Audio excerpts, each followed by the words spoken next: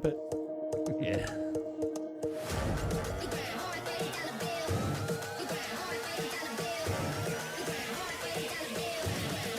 ADGT. Oh, fat bass for you. Pump it in your car. Yeah, hope you're listening to this car and you got subwoofers and shit rattling fucking windows.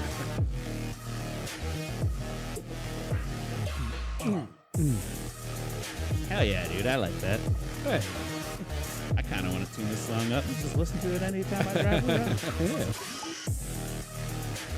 Yeah. All right. Welcome to the show, ladies and gentlemen. My name's Steve Schaefer. I'm Cody Adams. And this is a damn good time podcast. Hit him with it.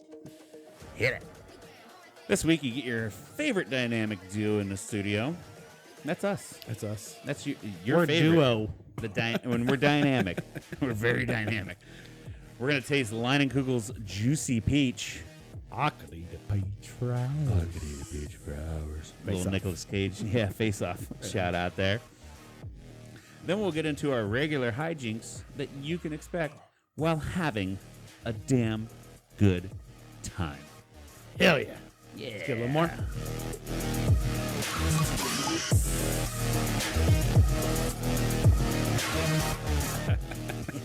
Dude, that's a fat ass fucking baseline, dude. For free fucking content? Like, Yeah. I never thought, like, how do I make my subwoofer thump a little more in the trunk of my car? Let me go to copyright free shit. Well, I mean, most of the time you see, like, in the competition stuff, not that I Yeah. watch a lot of it, but most of the time it's just straight, like, bass lines and stuff. Like, Yeah. there's not, like, somebody singing in the background. Yeah, it's not like they're playing Post Malone or some shit, which Post Malone does have some deep fat bass lines in it and shit, but like they are finding those the weird shit like that where it's just a beat. Yeah. And it's literally made to test the variances in your system and shit. Yeah. So Blowing people's hair around. And yeah. Dude, so oh fuck. Shout out to this guy, but he died. Oh, shit. Yeah. He died tragically on Christmas Eve. Mike Gehring, here's one for you, buddy. Miss you. You were awesome. He had a Jeep Cherokee with it was Sundown Audio, which they're not one of the big like Pioneer or Rockford Fosgate or any of those, but Sundown Audio makes these super crazy subs. Okay. And he had 4 of these 15s in the back of this fucking Jeep. Jesus. And it would almost make you feel like you're having a heart attack. Like it would make it you feel like your heart's skipping a beat. And it definitely did that shit where if you have long hair, mostly females, but even if you're a dude with long hair, your hair would just bounce. Yeah. Like I even saw it was a couple years ago where he was getting ready to go to one of those decibel drag competitions because, like, for those of you who don't know, in the car stereo world, they have these car shows where you bring your rig in your car that's built around. It's just a vessel for what your fucking subs do. Yeah. And he posted that his shit was hitting so hard that it split the steel on the roof of his Jeep Cherokee. Like, it was just so hard that it split it. Nice. Yeah. yeah. But that shit was insane. It hurt my fucking ears. It was awesome. It would shake every goddamn thing. He pulled it in the shop at Sweco. And the Sweco shop used to be an old machine shop, so there's weird dust everywhere. Just everywhere. And on top of things where, like, it never really, you don't go up there and dust or clean. Mm-hmm. But he'd pull that bitch in there, slam that fucking system, and then you'd just see dust falling from everything because it shook the whole fucking building. It was goddamn insane. But that fucking his setup was dope. It was dope. But like, it's always definitely crazy when you get in somebody's car with a big system and like depending on the car and the changes and all that. But you ever seen like when the military messed around with shooting sound waves? Oh yeah, for like crowd control. Yeah. So instead of like peppering them or shooting a water gun, just like Yeah. we'll just shoot a sound wave, just knock them all over. Right, That right. stuff's crazy too because it's like and the sound wave just rips through, and it's like you see dust flying, and it's like crazy, and it's like, that's just mental. But yeah. Imagine just getting hit with a sound wave. You're just standing there like mind your own business, drinking a coffee, and all of a sudden, bam! Yeah. Or even like a lot of it too is like high pitched shit that pierces your fucking eardrums. Oh god, yeah. It's just fuck. Like, but yeah, like I feel like a lot of my hearing problems stem from the fact that I've always had systems in my car. I have got one of the biggest, best systems that I've ever had. I've got a Rockford PD3. Without being too technical about it, but it won't do the hair tricks. Like it won't make your hair stand up, but you can definitely feel it tickling your hair. Tickle. Like if I had a few more, it's so much that like, so I drive it's a 2011 Honda Civic, and yeah, I'm balling out of fucking control, baby. $7,000, motherfucker. That's how good the podcast is. I didn't even pay cash. I took a loan out. That's how balling I am. I got a loan on $7,000. Hey, Yeah, right. But still, there's little plastic pieces that I keep having to put back on because I'm destroying that car. Yeah, like the other day I got in it and I was playing some music. I'm like, why is there no bass? What the fuck happened? I get in and like my power cable got shook out of my amp. Like that's how it's a mean bitch. Like slowly screws are just coming unbolted. And shit. Like, I should probably go check my lug nuts so one of my wheels don't fall off. Imagine used to be driving down the road and the side panel's just gonna rip off and fly. You're like, oh yeah, that's the bass. Yeah, that's the bass for you. Yeah, But yeah, it's shaking that poor little car apart. But it sounds good. It feels good. Hey, Get a little rumbly in your tumbly. I've been the one to enjoy like a clear, crisp, nice little bass sound. Yeah. Like that's always what I've been about. Never that like super bass. Like that super bass is always kind of a little too much for me, I guess. Yeah, and like every car stereo system I've ever built, it's based more around clarity of sound all around. So I make sure I got good tweeters. I make sure I got good mid range. And then I have the and the one thing that's cool about this subwoofer and amp setup that I have is I have a little knob that I mounted under my dash that I can actually turn the subwoofer down. So because like for some things like for rock music and a lot of the heavy metal shit that I listen to, I don't want it full bass because it's got a lot of the double drum bass, and when you have it tuned up too high, your subwoofer can't keep up with it. But you tune it down to the sweet spot, you actually feel every punch of that. Yeah. But when you have a fat beat where it's just whoa, like boo boo boo, you want to have it more bass. So I can actually tweak where my subwoofer gain from under my dash to do both things. Whereas every time I built them before, I'd have to kind of find that middle sweet spot.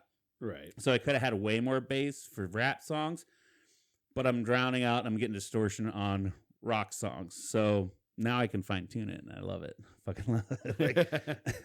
Hell yeah. Yeah. Well, I mean, I do like bass, but it's not like, I don't know. Sometimes I'm just like, I don't want to be drowned out completely. Yeah. That's just me. And maybe like, I always feel like I have pretty like really good hearing. Yeah. I hear some shit.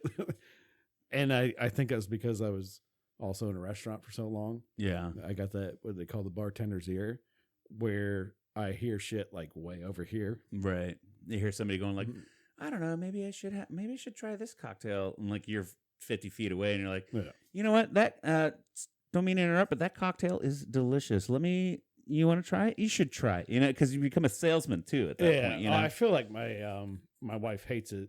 Maybe we talked about this before. I don't remember, but if we did, it was episodes ago. But whenever I go to a restaurant, I'm the worst person to go to a restaurant with because I'm literally like droning out over to the servers in the kitchen. And like, I hear like servers bitching about a table, like talking about stuff over the conversation right in front of my face. Right. Like, it's terrible, but when he did it for so long, it was just kind of like that became second nature. So yeah, I think a lot of my problem too with my hearing is I know a lot of my hearing shot because I've been to a ton of concerts.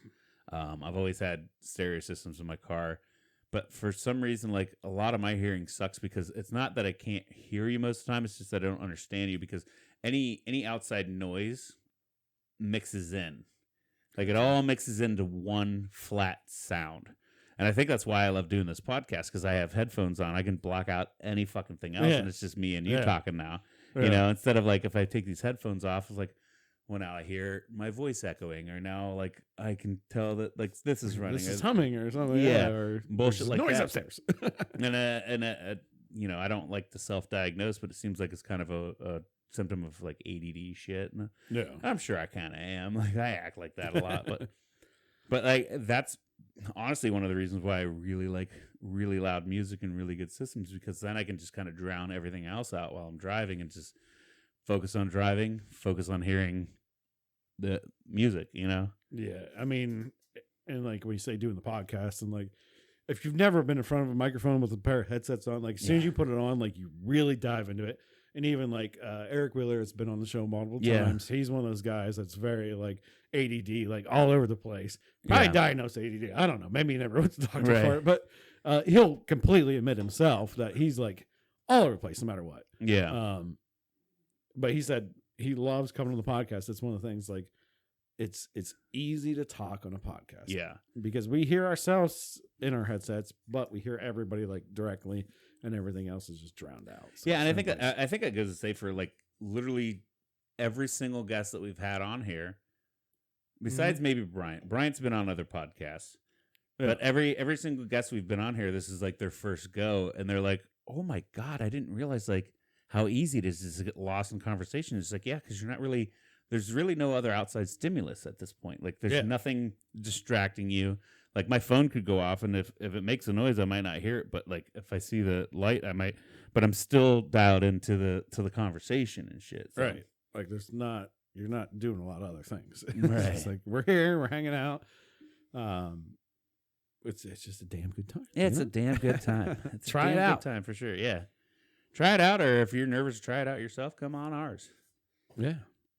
Yeah, we'll take almost anybody. I mean, some of you probably not, but fucking nerds. And you already know who you are.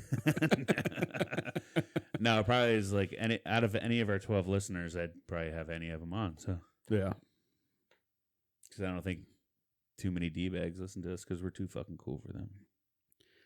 And if you're a D-bag, come on, we welcome. I say we got a good 40 listeners, 12 hardcore.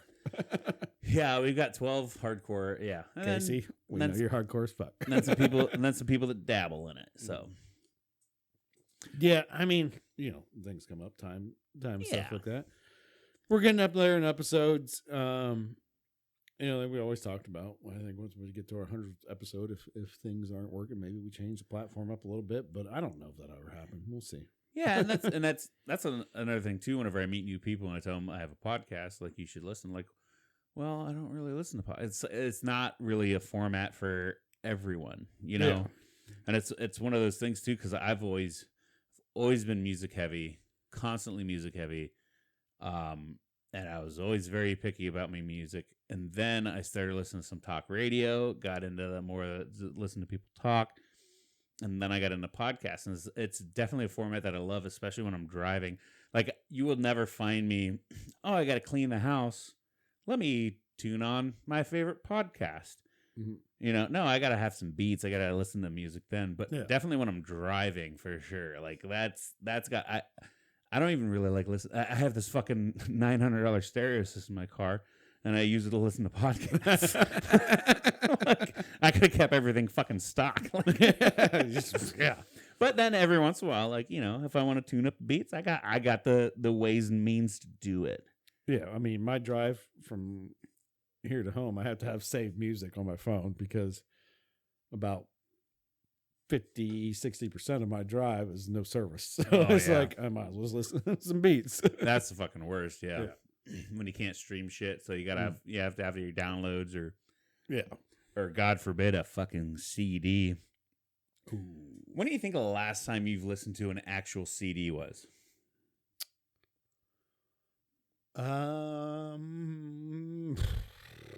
That's a good question.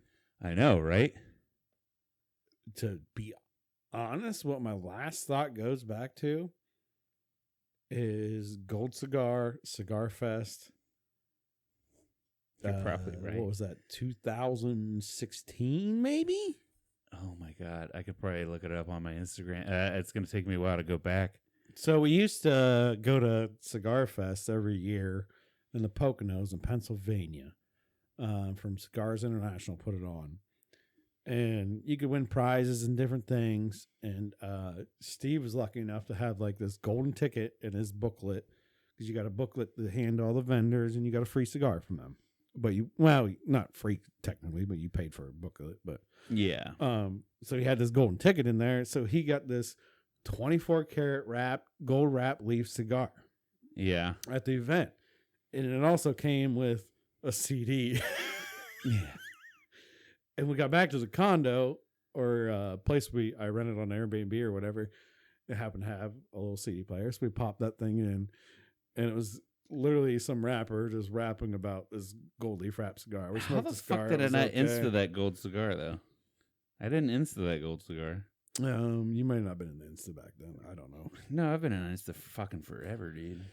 But I could find a picture of it. It's on Facebook for sure. Yeah. But yeah, that was fucking forever ago. That might be the last time I listened to a CD. I don't know.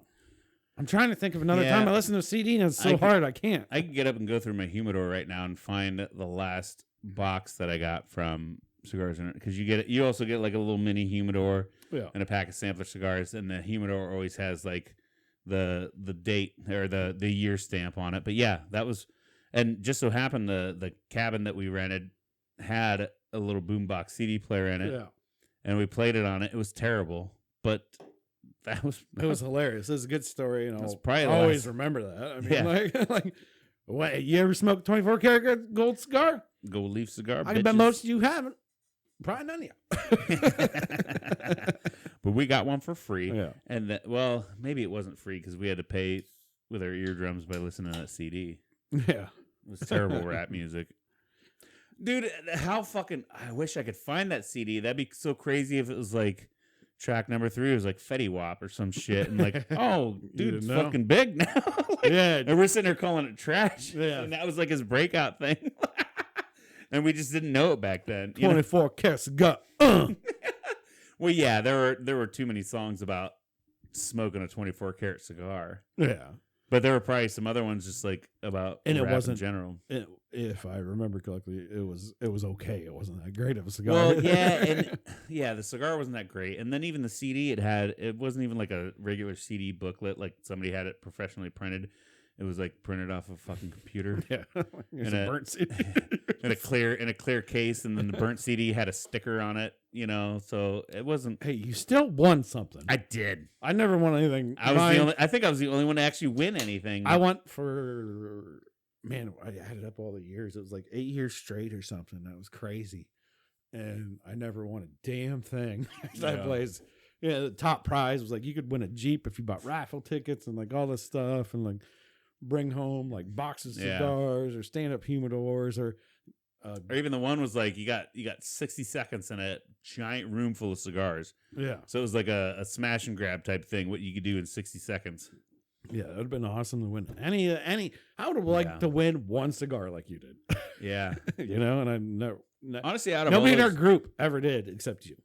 Out of all those prizes, if you could pick one, would you want like a Jeep, or like they had a man cave overhaul? They had the smash and grab thing. Mm-hmm. They had like a $2,000 humidor filled with cigars. And then there was like some smaller prizes, like more T-shirts and bullshit like that. Like, what do you think would be your favorite prize to win?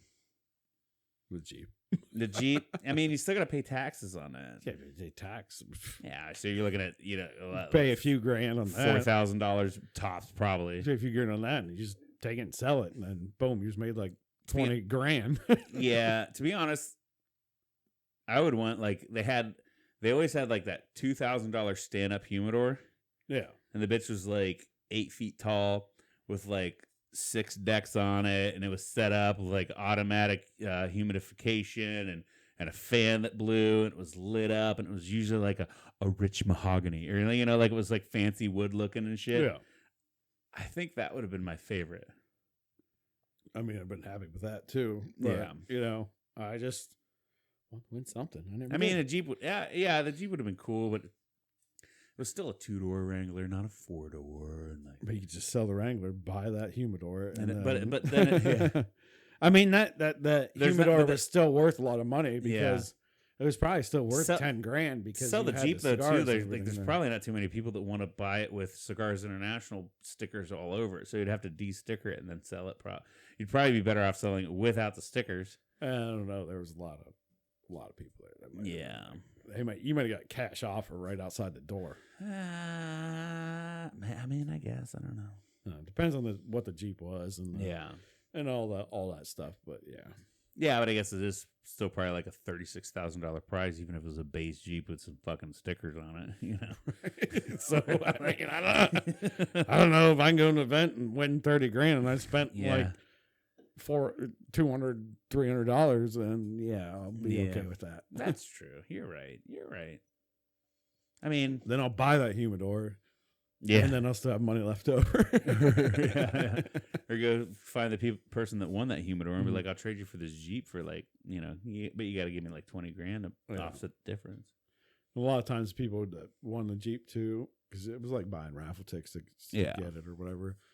I mean, we all paid like a big entry, and then you bought raffle tickets on that. But a lot of time it'd be like, "Oh, this is my first year here," and it's like, "You fucking cunt, suck!" Like, you fucking cunt. This is my 5th year here. I haven't won anything. This guy comes, wins a goddamn Jeep, ruins the whole goddamn thing. Yeah.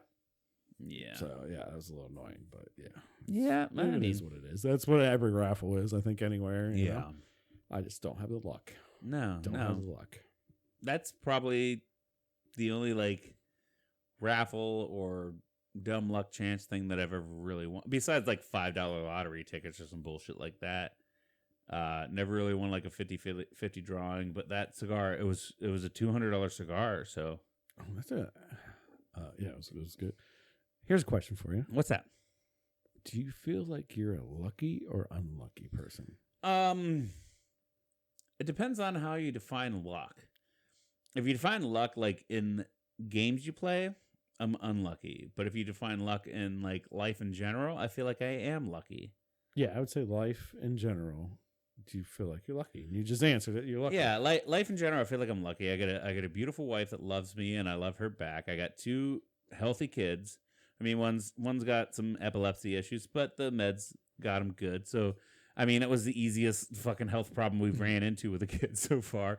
So I feel like I'm very lucky when it comes to overall average life situations. I feel like I'm very lucky. But when it comes to playing games and gambling and stuff like that, I'm definitely unlucky. But I feel like maybe because the universe has given me luck other ways, I don't need the luck in the gambling or the playing games or shit like that. Sure. Yeah. How about you? What's the same question? I'm definitely lucky in life. Yeah.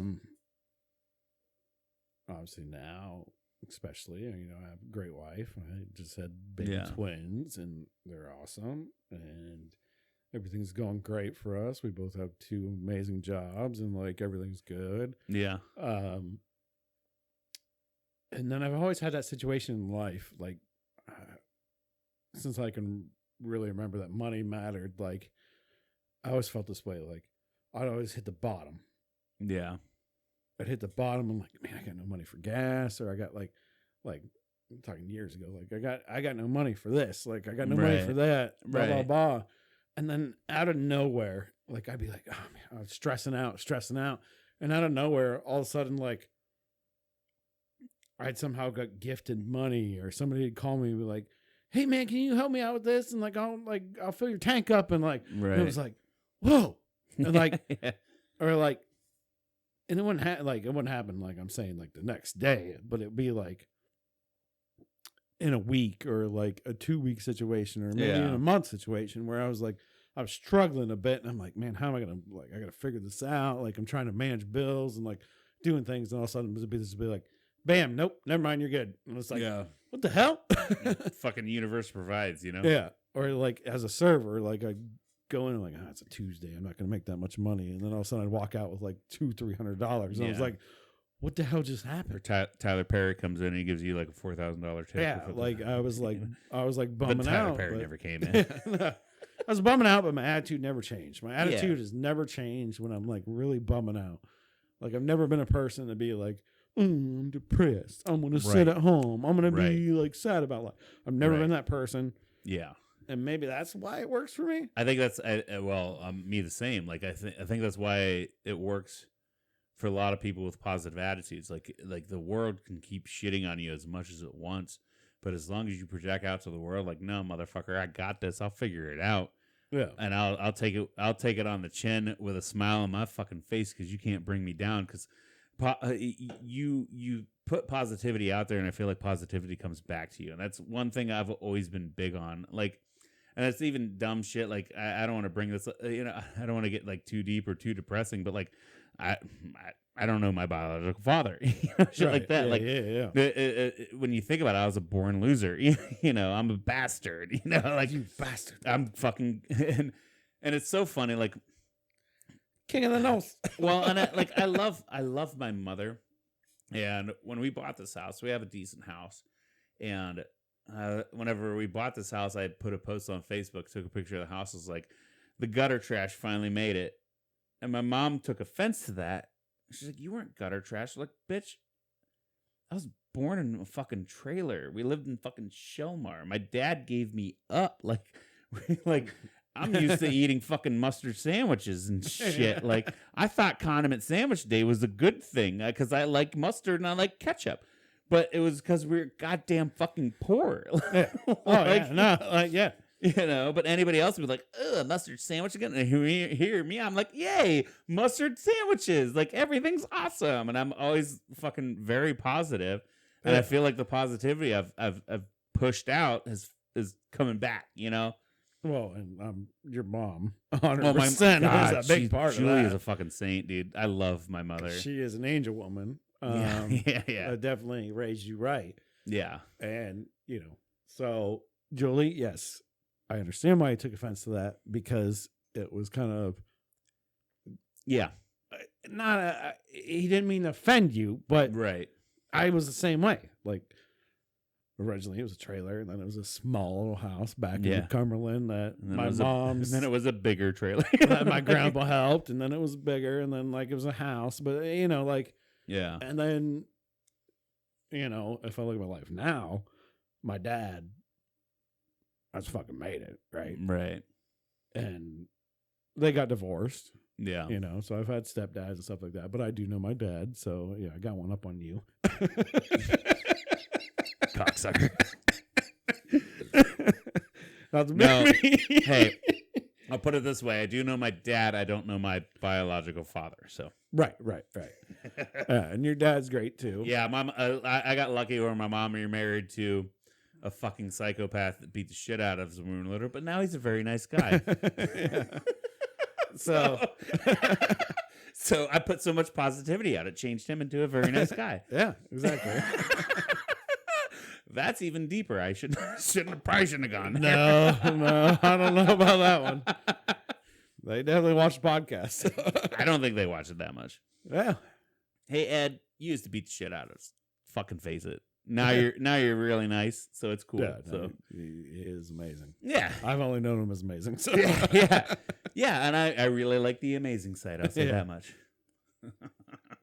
But as life turns and turns, we all go through our things. Yeah, and we're here now. Yeah, man. Look at us doing a podcast, positive attitudes. Yep. Pushing the positivity. Great things coming. It is all time for sure, dude. I feel like this podcast is going to end up being, it's going to mold and it's going to shape a lot, and you guys might see some changes. I don't know. I don't know what it is yet, but I got 2 babies. Yeah, at the same time. That I love to death, but also want to pull my hair out sometimes. But what little I have. Oh, speaking of hair, what's up? What's up with your hair? Look at this man's beard. Yeah. By the way, he's back. Everybody. I got a new job where I can grow a beard now. I know. It looks like you're back to Steve. I'm like 3 weeks in. I couldn't imagine shaving my beard off anymore. Like if I did, Yeah. I'd be that baby face you were for so long. Well, and I was just talking to the guys, the new guys that I work with. I'm even thinking about like, I don't know, my hair is not that good. But I felt like I had to grow it out when I had to shave my face. Because if I had a shaved head and a shaved face, I just look like a big, dumb, fat baby, right? So now that I can get the beard back, now that I'm working out a little more, I'm going to be shedding some of these LBs here. Yeah. Get back to that kind of buff dude with a beard and a bald head. Kind of look a little more intimidating and shit. Like, oh, man, there goes a man, Yeah. Instead of like, oh, that's a buff dude with a bald spot trying to pull off hair. I don't know. I like the hair personally. Yeah. I mean, I struggle, obviously. Yeah. It's not much up here. I mean, we all do. It happens. But, I think you rock it until you can't. Yeah. Until it becomes like, because you got enough hair up there still. It's fine. And you're tall enough. Guess what? Most people don't even see it. Yeah, but like, whatever happened to the 80s when being completely bald and having like that horseshoe, just all that shit around the sides and the back, like that was kind of a standard look for bald dudes. Nowadays, like you're either completely shaved or you have a full head of hair. Like there's really no in between. You don't see any of that horseshoe, like almost like a George Costanza, or Larry David probably still rocks it. I think he still rocks it. Yeah. Where it's just you're all bald up top, but you have the sides and the back, and then like I don't know how you style that. Do you just brush it down? It'd be cool if you just got it tattooed. Just get it tattooed. just tattoo some hair up there. Or tat something funny up there, or tat like just something up there. Just the word hair. Yeah. Hair here.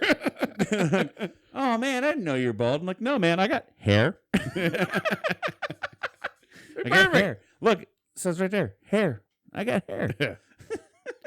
Or if you do tattoo of hair, just do like it's all like pubes. It's like squiggly, squirrely, little squiggly, squirrely. Get you a little like curly headed like fro thing going. Squirrels. I mean, I see all these implants and stuff like that. It's like, yeah, I'm never gonna do that. Like, well, I mean, like there are definitely way better ways of doing it nowadays, and I'm sure they cost a shit ton of money. Because I mean, whenever LeBron won the championship for us, what was that? That was a huge comeback because they were up 3-1 on us or something. Yeah, and then we came back, and then nobody's ever done it.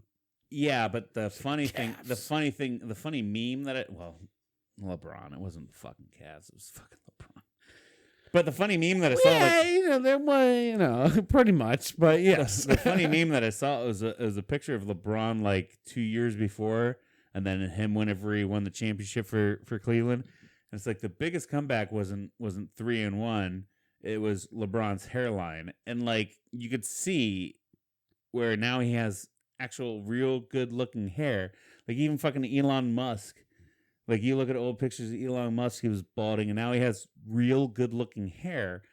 But apparently that treatment that you get to get that real good looking hair, not just like dumb plugs and shit. It's baby stem cells, isn't it? Well, I don't know what I don't know what it is, but I know it costs like $60,000. And I know I'm not going to pay for that because I've heard Tom Segura and Bert Kreischer talk about it on the Two Bears One Cave podcast, where Tom's like, yeah, I looked into like that Elon Musk treatment. It's like $60,000. I'm like, yeah, I'm good. Yeah, I'm married. I got two kids now, just like you.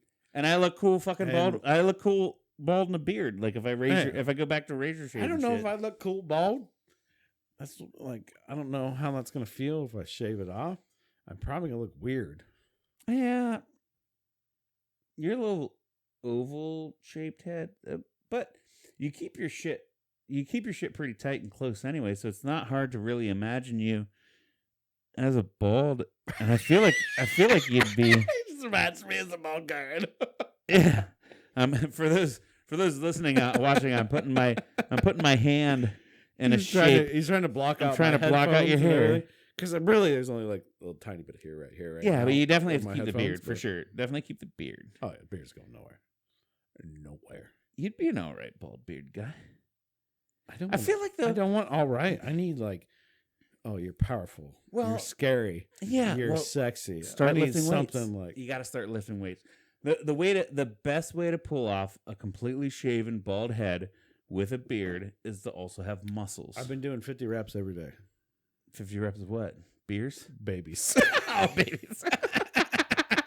For 17 pounds, I go up, down, up, Yeah. down. I let them fly. I like make them feel they fly. It's literally my workout right now. Dude, I'm telling you, I'm just taking 17-pound boots, wrapping them. we gotta start like a 3-month program where we start on the podcast and we start doing steroids and lifting weights. Well, we don't actually inject the steroids on the podcast.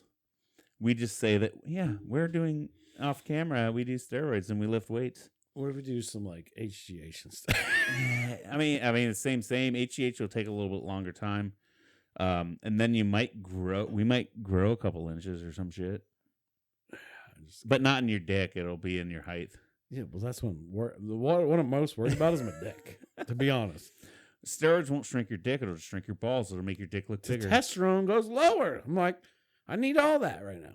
No, your testosterone's going to go fucking high, sky high, because you're literally injecting. Yeah, but then once you jump off it, that's when it. If you do it responsibly, it's one of those things I've never done, but I've researched it so much because I really want to do it. Sure, you have. I've never taken steroids. I've never taken steroids, but I want to. I want to so bad. And I've looked into it, and it's the negative reaction to steroids is whenever you go off cold turkey. You got to wean off, you got to wean yourself. You got to wean off, or you got to do what they call PCT or post cycle treatment. PCP, post cycle treatment. Well, it's been getting fucking crazier. Yeah, and you got to fight some cops. You gotta lower your testosterone. You got to lower off of the synthetics so that your body will start making real again. All right. Not gonna happen, guys. But let's do steroids. I'm glad Steve has done a lot of research. All right, message us, DM us, hit me up on Facebook. Who wants to do a 90-day steroid challenge? I know somebody that told me they've done it before. Huh? I know somebody that's told me. Oh, I know a lot of people that have done it, and they tell me that they do it, and I'm like, how is your post cycle treatment? Like, I don't do that shit, and like. But I got gynecomastia and my tits hurt. I'm like, well, that's because you didn't do the post-cycle treatment. You didn't do it right. There's like everybody I've ever talked to that's actually done steroids were so gung-ho about doing them that they never came off them properly. So if this Ukraine war, like Russia, Ukraine explodes and it's like actual invasion, then that's I think 100%. Let's get the roids because we're gonna make sure we get jacked up, and then we need some kind of like, so that way we're like huge people. At that point, we need to do straight tests and then maybe like Dianabol. Yeah, and but the thing is you can't just take it and be fine. You still got to lift weights. I'm still gonna live in a bunker though. You still got to lift weights. Oh yeah, like you said. Because if not, then you just have testosterone levels like a fucking 16-year-old, and you're just going to fuck everything and fight everything. Well, the fight would be good, but you want to be a beast. You got to lift. Yeah, we got to make sure we can do hand-to-hand combat. Yeah, learn jiu-jitsu. Our throwing knife skills are already pretty good. So yeah. We've got those honed in. From we're going to Light Health Bistro. We also are very fluent in CO2 cannons. Yes, yeah. We got that down. Homemade projectiles. All right. Who's that coming across that end lines? You want a cherry tomato to the face? It's coming at you at 100 miles an hour. You want a whole rack of wood skewers, baby? Let's go. Bam, bam, bam. We might poke that son of a bitch's eye out. You don't know. You don't know. We would get him right in the eye with a wood skewer. Bang, bang, boom. Yeah. You're fucking dead. Put some feathers on the end of it. Make it like a bow and arrow or something. Either that in 10 years we'll have to learn Russian. Yeah, that never happened. Or either that or we're going to get a really good tan from that nuclear bomb. I don't know. Either way, we fucking. Either way, I'm eating dog food or some shit. Yeah. I don't know what's gonna happen then. But I already told my wife that she's fucked in an apocalypse because she's gonna be like, "Oh, what? I need like chicken." I'm like, "Well, here's a can of dog food." And she's like, "I'm not gonna eat that." I'm like, "Guess you're gonna starve to death." if you're hungry enough, anything's gonna taste I like guess, chicken. yeah, sure, but I'm already there. I'm gonna be fat in an apocalypse because I'm a scavenger. Dude. I'll eat anything. Oh yeah. And I've already researched like edible mushrooms and like I wouldn't be afraid to just dig in the dirt and like pull earthworms out, pull a shitload of them out, and be like, Yeah, we're having pasta tonight, and just boil a bunch of worms. some little wiggly squigglies. Yeah, and hopefully find some some sea salt throw. Get a little wiggly squigglies in there. I can be completely fine eating I'm fine with textures. A lot of people, their biggest problem with food, it seems like, There's a lot of mouthfeel. is textures. Yeah. Again, I'm gonna revert back to our buddy Eric. He eats anything that's white colored. He's gotten better over time, but he's always been a texture guy where it's like he doesn't like mayonnaise because mayonnaise is like too creamy, and like he doesn't like creamy type sauces. Yeah. I think it stems from his dad. His dad was the same way or something like that. But, Yeah. I don't give a shit about texture. Like I'll eat some mush. Yeah. As long as it's not poop. Right. Yeah, as long as it doesn't smell bad or taste bad. Yeah. Like, I don't care about mouthfeel. Yeah. No, not at all. Yeah. Like, I'll probably literally eat fucking anything. I'll eat all dog food in this house. So. And somehow make it taste good too. Like, Yeah. I've cooked the best. I can cook the best packet of ramen. I'm sure you can too. Yeah. I could take a pack of dry ramen, and I have so much stuff, spices and stuff in my house. You ever put peanut butter in that bitch? No, never put peanut butter. That sounds like it'd be great, fantastic. Basically, you make like a Thai peanut sauce. Mm-hmm. It's dope. It's so good. Normally take a little hoisin, Yeah. a little sriracha, a little sriracha. soy, a little Gotta have that Worcestershire, sriracha in there. garlic. Yeah. And what I like to do when it's rolling, boiling, you got all that sauce in there and that fresh and some fresh garlic in there and stuff. I crack a couple eggs in it too, and just poach them in that. Yeah. And then right in a bowl. Smash it up. Throw some frozen veggies or canned veggies if you got them in there too. And Yeah. Oh god, yeah, it's so good, so fucking dope. All right, so next up, we are gonna try this Leinenkugel's Juicy Peach. Juicy peach. Like we made reference earlier, but I could eat a peach for hours. A little face off. Yeah. If you haven't seen Face Off with Nicolas Cage and John Travolta, it's an amazing movie. Well, it's terrible.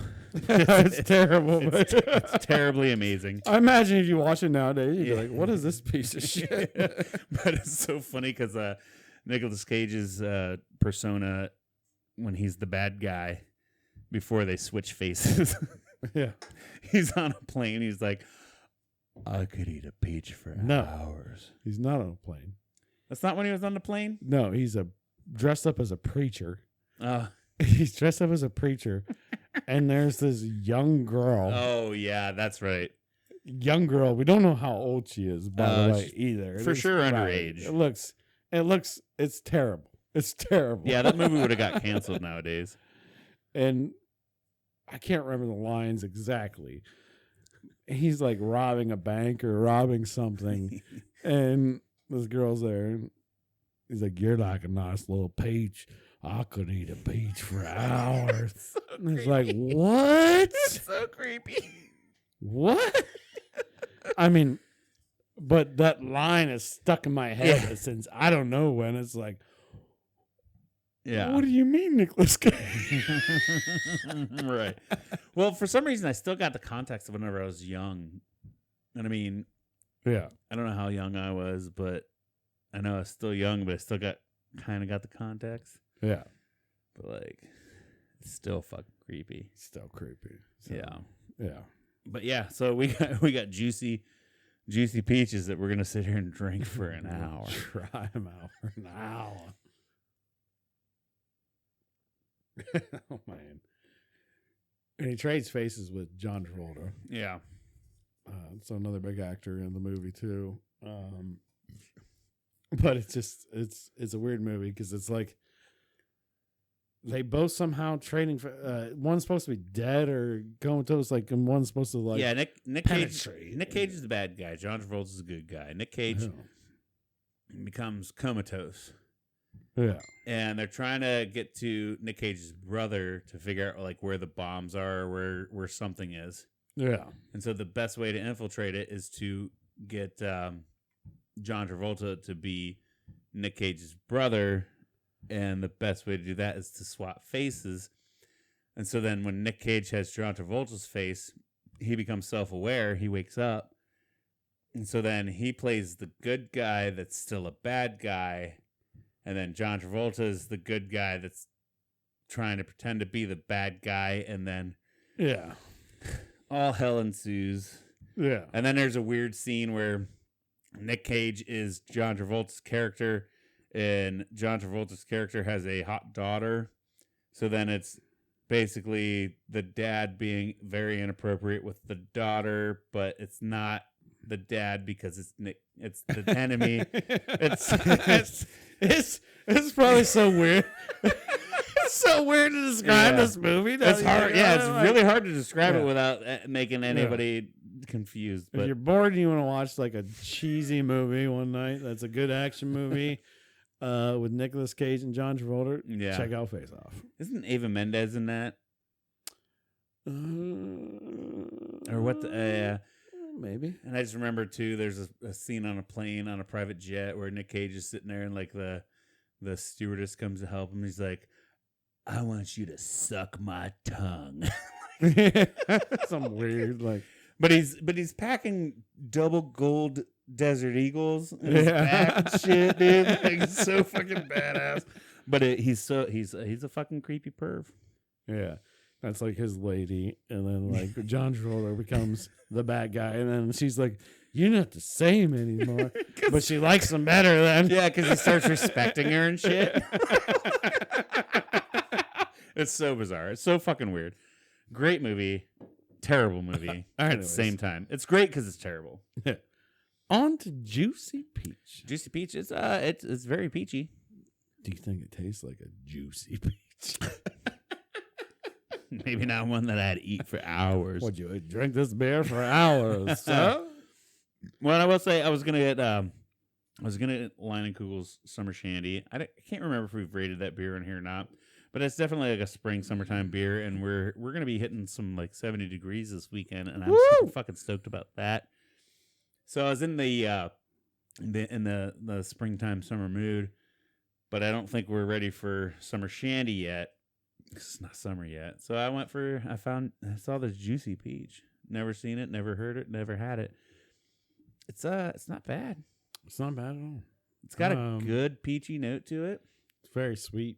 Peach like type of drink. Like if you like peach flavor, absolutely.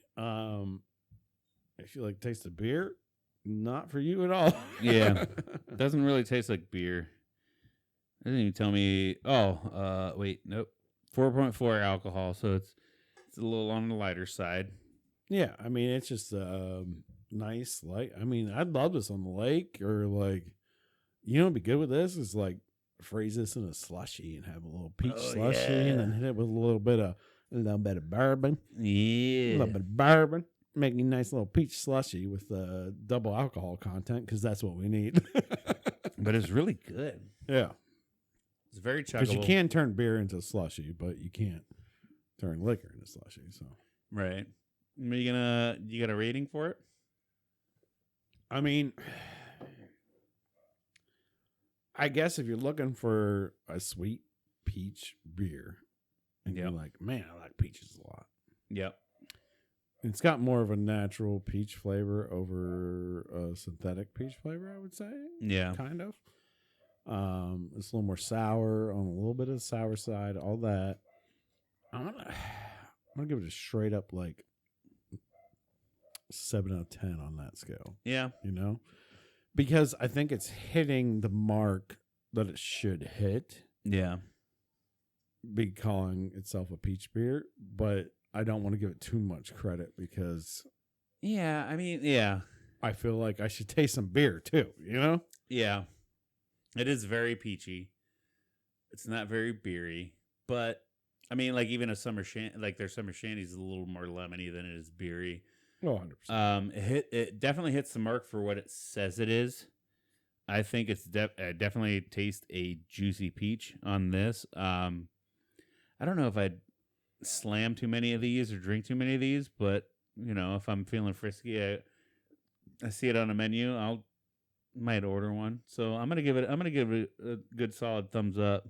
Good solid thumbs or Yeah, which is probably right on the line for your 7. So like, yeah, it's not bad. It's good. It's really good. Speaking of better weather, you were talking about earlier. Yeah, I'm really hoping tomorrow's gonna be a nice day. Tomorrow's supposed to be 69 and sunny in our region. Yeah. Because I'm crossing my fingers and hoping I'm picking up something for Dad. Yeah, that he's never done before. Yeah, your boy here is going new, or well, not new car, but new to him. He's going car shopping. I'm buying a nice used car. Yeah, a super nice used car. We don't want to put it out in the ether there, just in case like anything goes wrong. We don't want to jinx it, but yeah, but save it for next episode. But shopping for a car. You don't have it yet, so we don't want to jinx it, just in case shit goes wrong. Absolutely go wrong. Quick. Showed me a car, fucking dope. Yeah, it's sexy. So. But and so what I did is I thought it was pretty much the car I was going to buy. It was kind of a joke, and then I looked at like my trade-in value, and you know, trade-in's value is high right now because all dealerships want used cars. Yeah, but buying a used car is not normally cheap either. But this is kind of a select car. Yeah. And my wife gave me the go-ahead. Yeah, that's the best. And I don't know if it's for me or her. I don't know. I think she kind of wants it too. She might want to borrow it. Oh, she's going to see. All the time. But it's a sexy car. It's a nice car. And so I'm in the process of buying this used car. You know, as we all, you know, some of us like to go out and buy brand new vehicles. I've bought one brand new vehicle my entire life. I've normally had kind of, and when that one brand new vehicle I drove for 10 years. Yeah. Well, and then that was part of the Cash for Clunkers thing. So you got like a fucking fantastic deal on that. Oh, yeah. And like, this car is kind of, normally I would never go in this range. Yeah. I would never go in this range. I'd never buy this car, but it's something I've always kind of wanted. Right. But I'll save it back. Right. And so hopefully tomorrow I get to go trade in my car and pick this car up. Get her done. It's pretty much a guarantee, but you never know. Yeah. And then hopefully drive back in beautiful 69-degree weather in it. You know? Oh, yeah. That'd be perfect. Yeah. That'd be perfect. Be dope. I waited a few days for it because of some sensors and shit. Yeah. Which is good. Yeah. Which, so make sure I'm tip top. Kind of going on to the next topic too. Like, when you buy, the thing is, like, used cars can be amazing, but you got to look out for some warning signs and shit. Yeah. Especially if you're going through dealer and there are, like in your case, there's a couple of lights came on. Mm-hmm. Dash lights came on. Like, make sure they fucking fix that shit. Yeah. Well, I mean, luckily my salesman was nice enough to already mention that. Yeah. You know, like, hey, there's a check engine light, but we're going to fix that before it goes out. Right. And a check light. And don't worry about check engine light because they can be 100 different things. But, yeah. But you can also make sure they fix that shit before you take it off the lot. Oh, no. Yeah. You make sure it's tip top. You make sure they inspect the hell of it. There's a lot of things you need to do when you look at a used car and you buy a used car. The one big thing I think a lot of people forget too, like it could be even like, okay, so we're in 2022, right? So it could be a 2021 used car. Mm-hmm. You get in it and there's plastic film on the floor. Don't forget to ask for the floor mats. Yeah. Because a lot of times they won't throw those floor mats in because those floor mats are worth a couple hundred, $200-$300. The person that turned it in probably didn't even have the floor mats on it. So yeah, like, and that dealer can get those floor mats for you because they should come with it. It's never part of the deal unless you ask. Yeah. Like, I had to ask for mine for the car I'm picking up tomorrow. I was like, yeah, I want to make sure there's floor mats in that. And he's like, oh, yeah, I'll make sure I get you the best floor mats. And it's like it becomes part of it. Right. It sounds dumb. And then you're like, well, who cares? It's floor mats. No, it's floor mats. Like, trust me, I want the factory floor mats. Whether I use them or not, or get WeatherTech or whatever and put into them, I want the OG floor mats because then I can pull my WeatherTechs out, sell your WeatherTechs, and sell my WeatherTechs for a couple $100. Yeah. But it's like $300-$400 for floor mats normally, no matter what vehicle you're driving. So obviously, check your oil, look underneath, make sure she's not leaking. Smell your oil. Yeah, give it the full scan. Especially like that's one thing I learned. I was in the market whenever I bought my Civic. I was looking at a newer one that was turbocharged, and even do your research. Like, do your research online. Look up common problems with such and such car.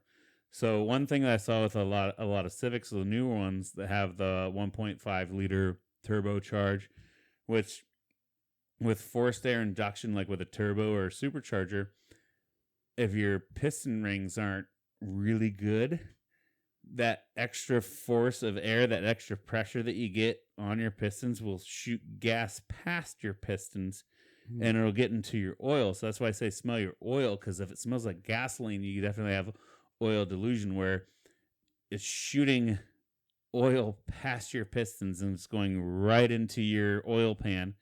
So you're having gas mixed in there, and that's not good. And like even like a lot of things I saw on those Civic engines and most engines, like most of it's when it's cold and your steel hasn't warmed up and swelled enough to get a good seal.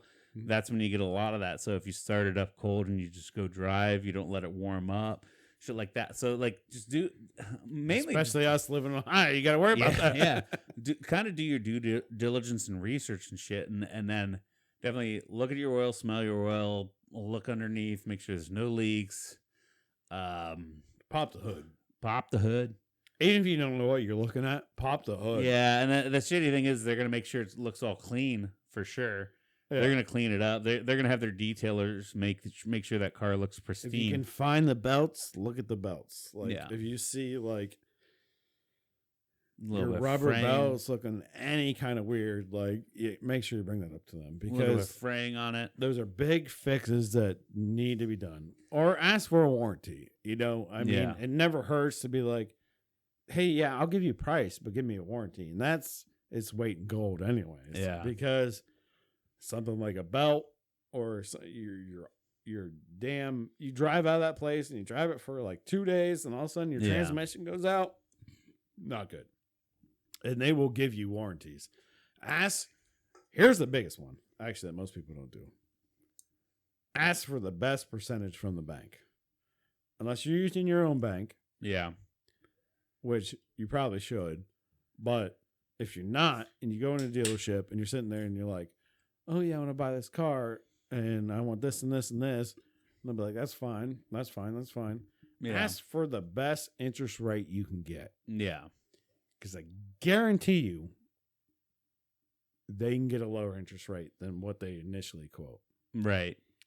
Well, I will say every used car I've ever got, the dealers, which sucks because they hard pour your credit like 6 times to get the best. So it is kind of bad because they hard pour your credit, so your credit score is going to drop a little bit after that day. A point or two, yeah. Yeah, but not much. But yeah, definitely have them shop around on banks to get your best interest rate. And I will say this: when you take it on the test drive, drive it like a rental, like you don't give a shit. It's not your fucking car. Beat the fucking piss out of it. Put that pedal to the goddamn ground. Take her up as high as you can on the highway. Definitely, I mean, I'm not telling you to exceed the speed limit, but exceed the speed limit. Because sometimes shit at 70 sounds good, but at 80, it sounds bad. Some wheel bearings, some like you got a broken belt in a tire. You might not notice it at 70, but you'll notice it at 80. You'll damn sure notice some shit at 90. One thing that I love about COVID, when we bought my used car, is like they didn't ride along. Whereas they used to always do the ride-alongs. And the motherfucker would be sitting there trying to distract you. Like, what do you like about this car? What don't you like about this car? What do you want to do? And he's sitting there fucking trying to distract you instead of you just driving the car and listening to what the fuck the car is doing. Just sit there, get on the highway, take her up to 90, and listen. Look, listen, and feel. Even park, rev it up high. Yeah. And make sure you don't get it like, back. Like, yeah, hit go, stop short at a stop sign. You got 50 feet left, and you should be slowing down. Don't slow down. Slam the brakes. Make sure the anti-locks are working. Dumb shit like that. Like, treat this thing like it's not yours because it's not yet. But that goes back to like, so it depends what value car you're pulling, right? So if you're buying a $6,000 car, you're not gonna get a whole lot of that, right? But or you need to test drive and do it like Steve. Yeah, if you're buying, because that like if you're buying anything over $10,000, ask for some kind of dealer warranty. Yeah, and that way you're covered. You're covered. But don't pay for. You probably shouldn't pay for the extra warranty. I mean, unless you literally don't know how to work on cars and you don't know shit about cars, you tell them, then pay for. But most of the time, they'll try to sell you that extra warranty. And I guess if you're. But that covers bullshit. Like, it covers, like, if you hit a curb, you can get new rims and stuff like that. If you suck at driving, get the wheel insurance. Yeah, get the wheel insurance, and always tell them, like... Because you'll scrape them shits at the fucking... At the McDonald's. And I always tell them, you don't know what happened. I think somebody ran their car into me. No, honestly, with the wheel insurance, if you accidentally curb it, they'll replace your wheels. Yeah. So if you suck at driving and you hit curbs and you scrape curbs with your wheels, get the fucking wheel insurance. If you're getting something with some nice alloy wheels and shit on it, get the goddamn wheel insurance. If you know you're gonna fucking curb them, do yourself a favor because they're very expensive to replace and they look like shit if you don't replace them. Everybody just looks at you like that motherfucker doesn't know how to drive. They got scraped up wheels, Idiot. Normal people won't judge you, but car people will. Yeah. And there's more normal people than car people, so don't worry about it. True. Very true. There's people like me who are like, oh my God, look at that car. It's so clean. It's so awesome. Oh man, they fucking curb everything. Those pieces of shit. They don't even know how to fucking drive. But yeah, dude, you're on deck to be getting a new to you car, and I'm super new excited. to me car, and yeah, I'm very excited. This is like one of those that I'm indulging. To be honest. And I shouldn't be because I have 2 babies. Yeah. Well, for some reason, my wife gave me the green flag. Yeah. Just go, go, go. And I'm like, I still have like this in the back of my mind. I'm like, yeah, man, I shouldn't do this. Because one, it's raising my car payment. Yeah. And 2, it's raising my insurance. But it's something I've always kind of wanted. Yeah, but I will say too, like where you're at and with your job and where you are in your career and where she's at in her career, you guys are doing good and it should be stable. Whereas where I was in my career in the oil field, whereas I'm relying on an election or fucking the price of oil per barrel. I bought a goddamn Cadillac EXP, a Cadillac truck, an Escalade truck for way too much fucking money. And then the price of shit drops out, and here I am with a car. That was very irresponsible of me. But I did like the fact that whenever we were looking at it, Sarah's like, yeah, let's do it. Go for it. Let's go. Go. No, like, I told my wife, said, I feel like your let's go thing is a little more responsible than what I did. I told my wife, said, here's the responsible thing. I get this car, right? Yeah. I get this car. Or here's the me thing. I get this car. Yeah. And this is just for me. Yeah. This is just for me.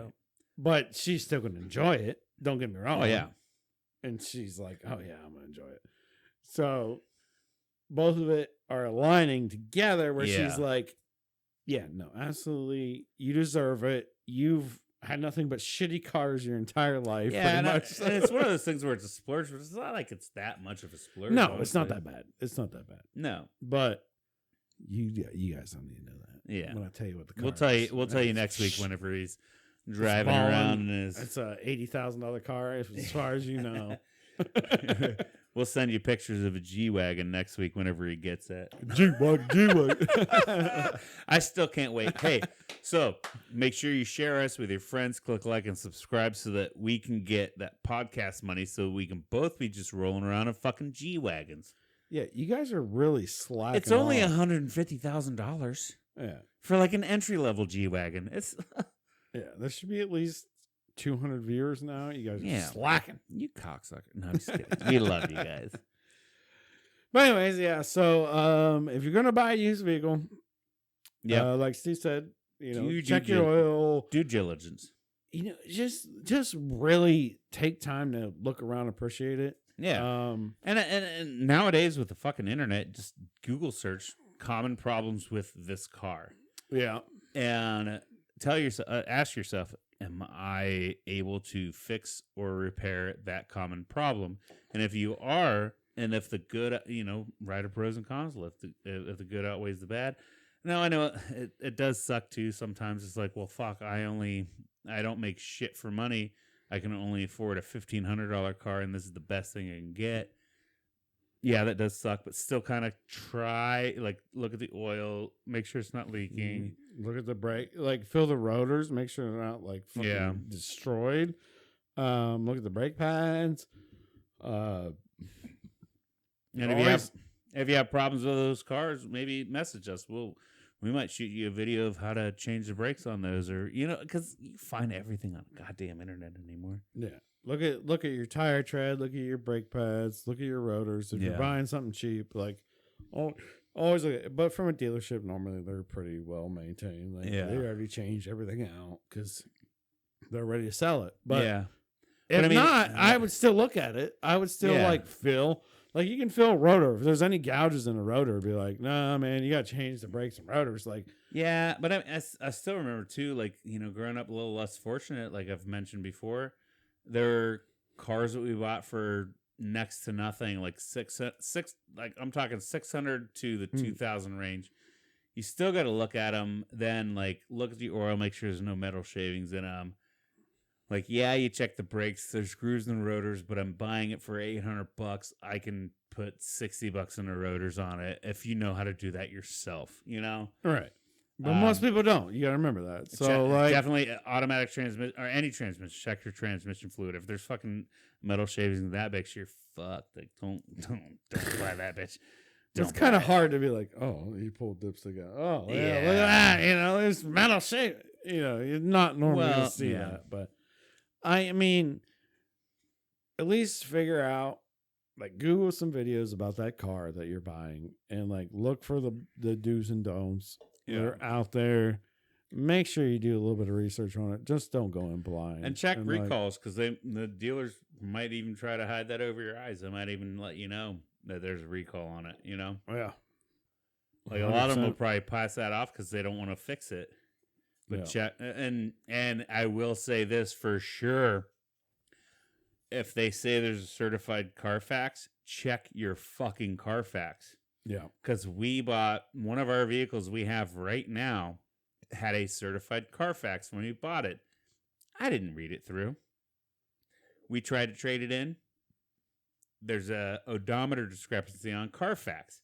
It did not have a certified Carfax. They were fucking lying to us the entire time. They lied to us. And it wasn't my due diligence of looking at the Carfax and going well, this isn't the same car or this isn't right. There's an odometer discrepancy on it. Whenever it got sold at auction at one point, with modern day cars, it's a 2008 digital readout odometer. You can't really roll them back. You can't really fake those. I think at one point somebody fat fingered or they entered data wrong whenever it got sold. And so now the car that we have, when we tried to trade it in, had 98,000 miles on it. Carfax showed it as 127,000 miles on it. And that discrepancy is huge. Oh, very big, yeah. And I go back to the dealer that sold it to me and was like, well, yeah, they just must have fat fingered. There's nothing we can do. Because there's literally nothing they can do. We even got a lawyer involved. And the lawyer's like, yeah, there's really nothing we can really do. I was like, fuck. So now we're stuck with a car that we can't. We could probably sell privately without a Carfax, lying to him, saying that we didn't know anything about an odometer discrepancy, but there's no way we can trade it in for what it's worth. So I guess we're at this point, we're just going to kind of keep it. And like when the kids get older, it's going to be one of their cars. Yeah, like we're just going to keep it for life. It's a Toyota FJ Cruiser. It's fucking dope. Yeah, just keep it and let it burn ashes eventually. So, yeah. But yeah, still shit like that. Definitely check your Carfax. If they say it's certified Carfax, look at it. Read it. Mm-hmm. Make sure you know where the fuck it's coming from because we were told that it was certified and it's not. Gotcha. You know, we were told there was no discrepancies on it. It's fine. Clean Carfax. And then we never looked at it. We just trusted them. Don't fucking trust the dealers. Look at that. Like, if they say it, look at it. So, absolutely. Steve's tip of the day: check your Carfax. And a lot of other shit. Smell your oil. Check your Carfax. All right. I don't know. Besides that, we got much more? No, man. I don't have a whole lot more. We got plenty of time on this bitch. All right. I hope we have plenty of time to satisfy the listeners. You know, give us some feedback. Do you want to hear more of this? Do you want to hear less of this? Do you want to... You just want to hear us. Just like hearing us. Do you like hearing my voice? Do you want more? Do you want to... Anyways. Hey, Steve, did you have a damn good time? I did have a damn good time. Hey, Cody, did you have a damn good time? I always have a damn good time. Fuck yeah, Bob. We hope you guys had a damn good time. We'll catch you guys next week. Love you. Click like, follow. Yep. Love you guys. Bye-bye.